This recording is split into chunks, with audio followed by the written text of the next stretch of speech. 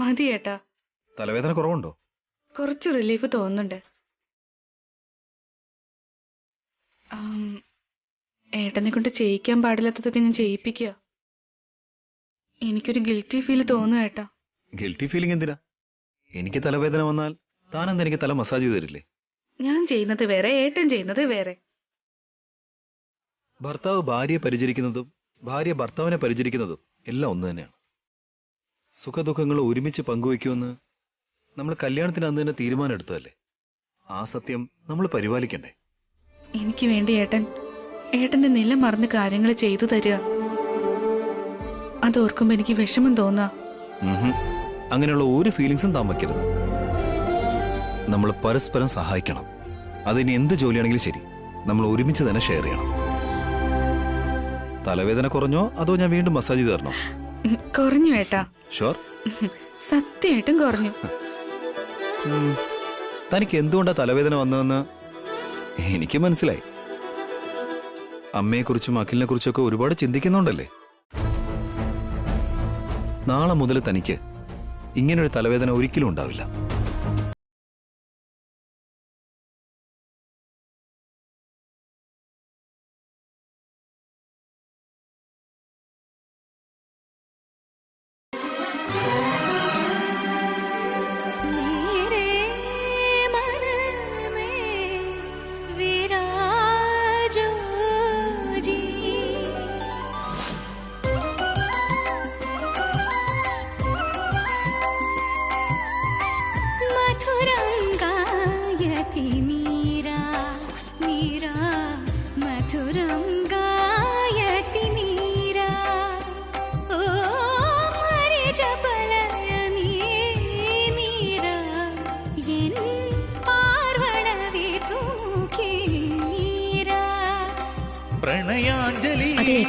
പൂജാരിയെ phone ചെയ്തായിരുന്നോ?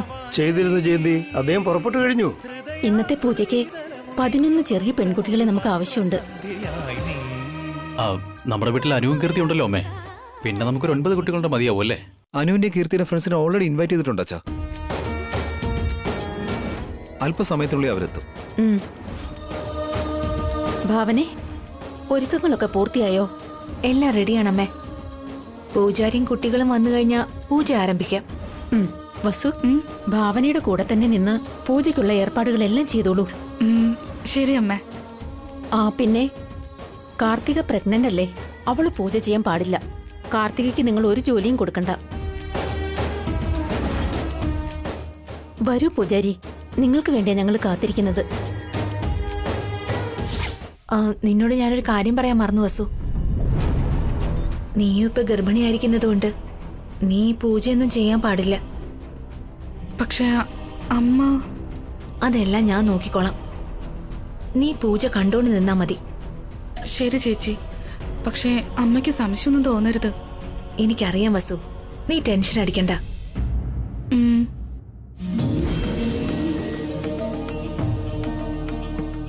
Bhaskar, അഖിലയുടെ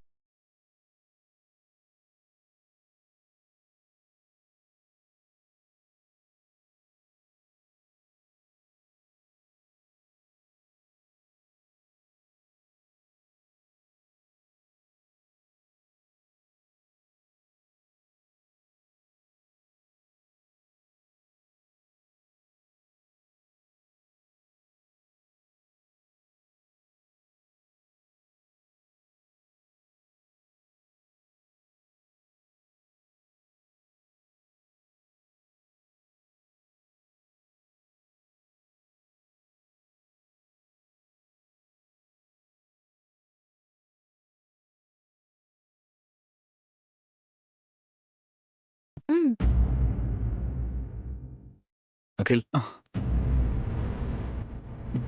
എന്താ ഏട്ടാ? എല്ലാരും ഹാളിൽ നിൽക്കുക. നീ മാത്രം ഇവിടെ ഒറ്റയ്ക്ക് എന്ത് ചെയ്യുക? ഒന്നുമില്ല. പൂജ ആരംഭിക്കാറായി. വാ, താഴേക്ക് പോ. ഏട്ടൻ പൊക്കോളൂ, ഞാൻ പുറകെ വന്നോളാം. അവിടെ എല്ലാവരും ഉണ്ടായിട്ട് നീ മാത്രം ഇല്ലാതിരുന്ന അച്ഛനും അമ്മയ്ക്കത് വിഷമാവും. ഇത് നമുക്ക് എല്ലാവർക്കും വേണ്ടി ചെയ്യുന്ന പൂജയാണ്. ഞാൻ പറയുന്നത് കേൾക്കാം. വാ. ശരി ഏട്ടാ, പോവാം. വാ.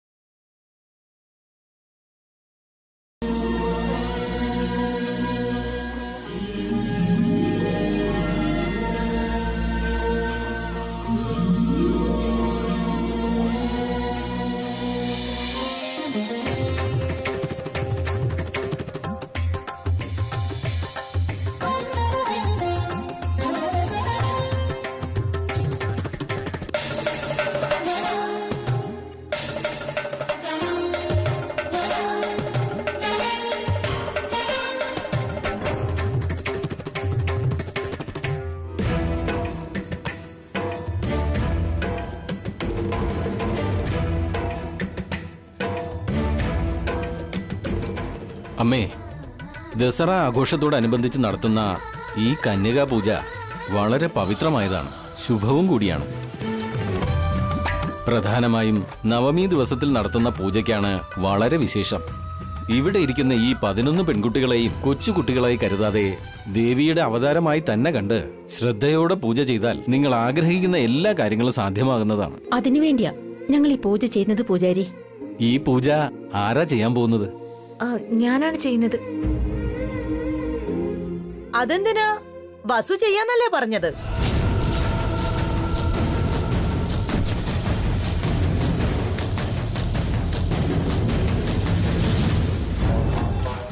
അന്ന് ക്ഷേത്രത്തില് വസു അല്ലേ പൂജ ചെയ്തത്? കാർത്തികയ്ക്കാണെങ്കിൽ പൂജ ചെയ്യാൻ പാടില്ല. അതുകൊണ്ട് ഈ പ്രാവശ്യം ഭാവന പൂജ ചെയ്യട്ടെ.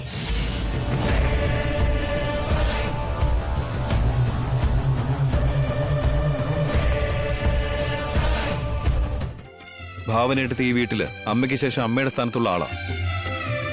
ആ ദേവിക്ക് എന്റെ ഏട്ടത്തി പൂജ ചെയ്യുന്നതാണ് ഏറ്റവും നല്ലത്. എടുത്തിനെ ചെയ്യും. ശരി അനിയ, അല്പസമയം കൂടി കഴിഞ്ഞാൽ പിന്നെ നല്ല സമയമാണ്. അപ്പൊ നമുക്ക് പൂജ ആരംഭിക്കാം.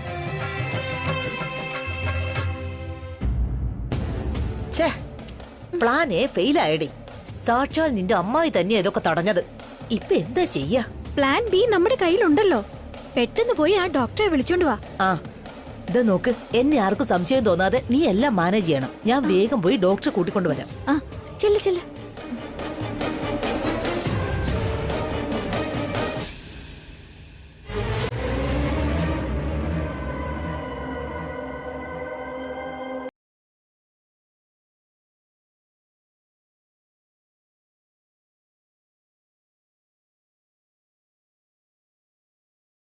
പോയിട്ട് വരാം മാഡം. നെക്സ്റ്റ് പറയൂ മാഡം, എന്താ പ്രോബ്ലം?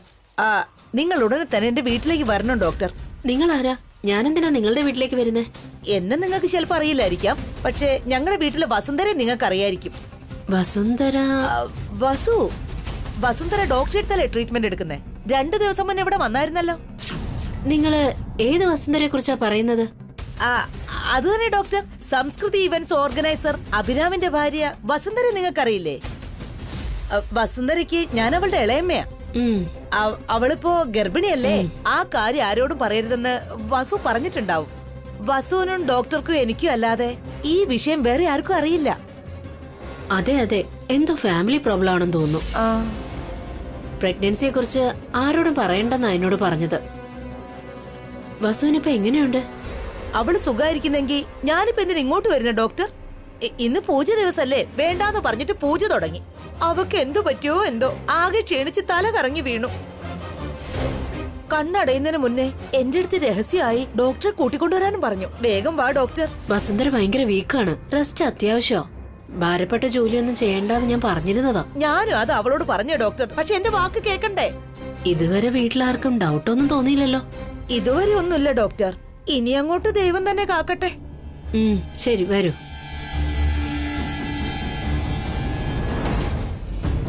എടി വസു, ഇന്നത്തോടെ നിന്റെ കഥ തീർന്നടി. നിന്റെ എല്ലാ രഹസ്യങ്ങളും പുറത്തറിയിച്ച് നിന്നെ ഞാൻ വീട്ടിൽ നിന്ന് പുറത്താക്കും.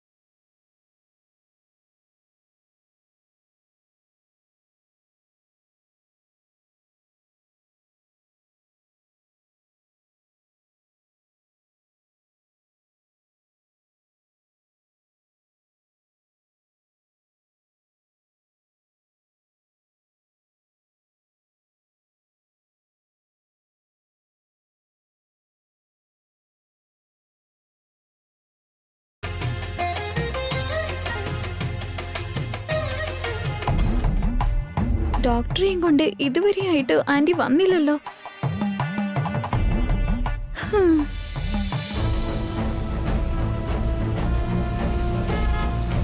ഒന്ന് വേഗം ഓടിക്കും മോനെ, അർജന്റാ. വസുവിനോട് നിങ്ങൾക്ക് നല്ല സ്നേഹമാണെന്ന് തോന്നുന്നു. ആ അതെ അതെ, വസു എനിക്ക് മോളെ പോലെയാ. നിങ്ങളെപ്പോലെ ഒരു ഇളയമ്മയെ കിട്ടിയതിന് വസു ഭാഗ്യം ചെയ്തിട്ടുണ്ടാവണം. എടി മൊരമണ്ടി, ഞാനാടി അവളുടെ ശനി. ഇന്നവ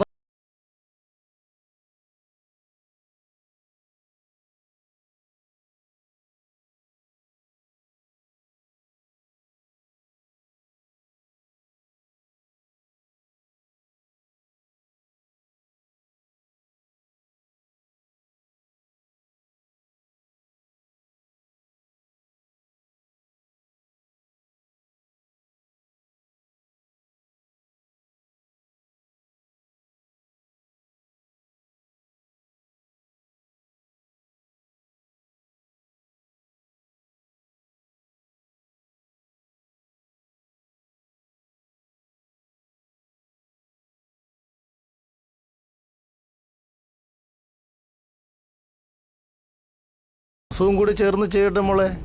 വാ മോളെ വസു.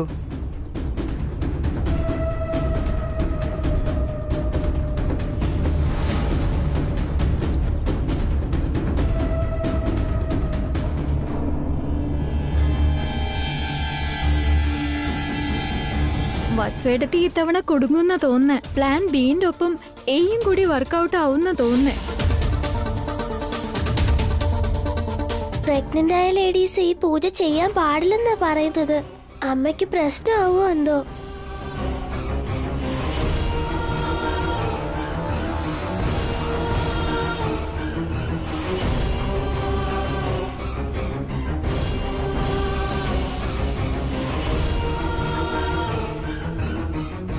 സോറി അമ്മേ.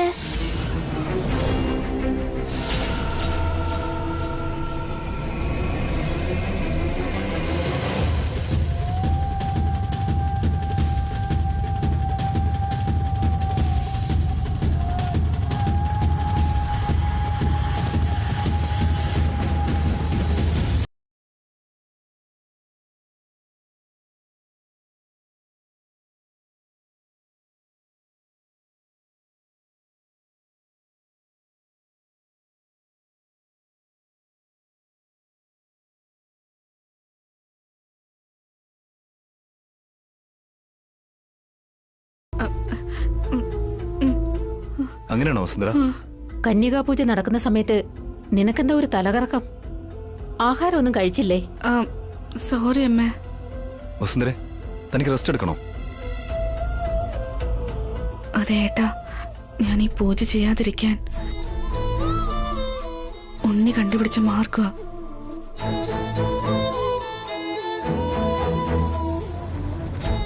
അമ്മേ, ഈ 11 ദേവിമാർക്കും ഉപചാര കർമ്മങ്ങളൊക്കെ ചെയ്ത് ദക്ഷിണ നൽകി വസ്ത്രദാനം നടത്തും.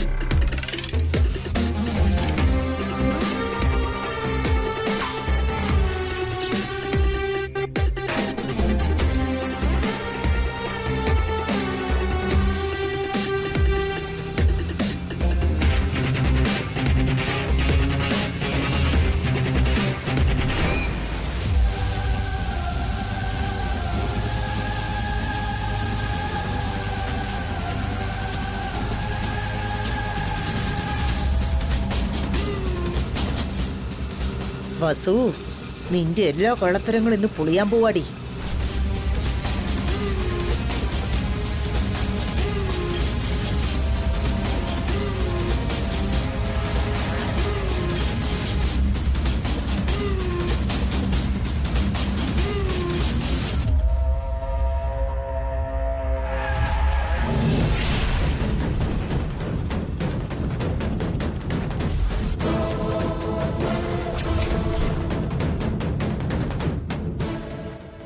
ഇതോടെ ഈ കന്യകാ പൂജാകർമ്മം നന്നായി അവസാനിച്ചിരിക്കുകയാണ്. ദേവിമാരെല്ലാം നിങ്ങളെ നന്നായി അനുഗ്രഹിക്കുകയും ചെയ്തിട്ടുണ്ട്.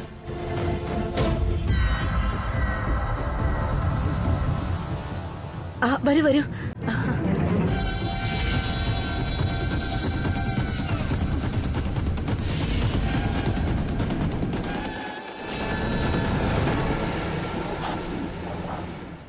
ഇത്ര നേരം എവിടെയായിരുന്നു ഏട്ടത്തി? ഡോക്ടറെ എന്തിനാ കൂട്ടിക്കൊണ്ടുവന്നേ? വേഗം വസുവിനെ നോക്കൂ ഡോക്ടർ. നോക്കൂ. വസുവിന് എന്ത് പറ്റി സുമംഗലേ? ഡോക്ടർ പറയേട്ടാ. ഇപ്പൊ എങ്ങനെയുണ്ട് വസുന്ധര? നിന്നോട് ഞാൻ ലാസ്റ്റ് ടൈം പറഞ്ഞതല്ലേ, എന്താ ഇത്ര കെയർലെസ് ആയിട്ട് നടക്കുന്നേ? ഈ അവസ്ഥയിൽ നിങ്ങൾ വളരെ കെയർഫുൾ ആയിരിക്കണം.